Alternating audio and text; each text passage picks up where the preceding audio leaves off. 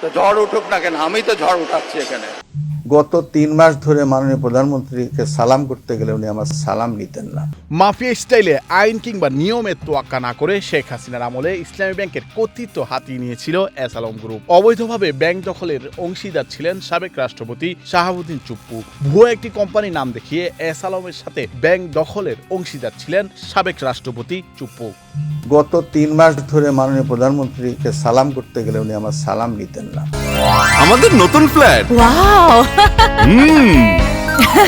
নতুন sofa, Schwann foam. প্রায় 8 বছর পর সেই ঘটনাকে ঘিরে নতুন করে বিতর্কের জন্ম দিয়েছে বাংলাদেশ ফাইন্যান্সিয়াল ইন্টেলিজেন্স ইউনিটের তদন্ত প্রতিবেদন। হাইকোর্টে জমা দেওয়া ওই প্রতিবেদনের সাবেক রাষ্ট্রপতি মোহাম্মদ শাহাবুদ্দিনের সংশ্লিষ্টতার অভিযোগ উঠেছে। ওনার চরণের ধুলো আমি পাই না।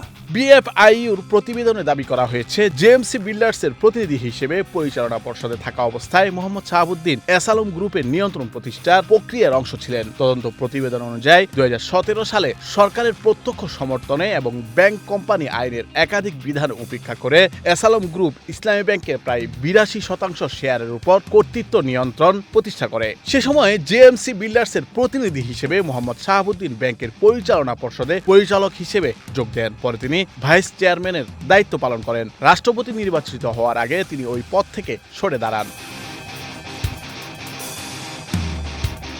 এদিকে ইসলামী ব্যাংকের বর্তমান কর্তৃপক্ষ 2025 সালে সাবেক রাষ্ট্রপতি মোহাম্মদ শাহাবুদ্দিন সহ 21 জনের বিরুদ্ধে মামলা করে। মামলায় শেয়ার জালিয়াতি, প্রতারণা, অর্থ আত্মসাৎ ও ব্যাংকের স্বার্থবিরোধী কর্মকাণ্ডের অভিযোগ আনা হয়েছে। মামলাটি বর্তমানে হাইকোর্টে বিচারাধীন রয়েছে।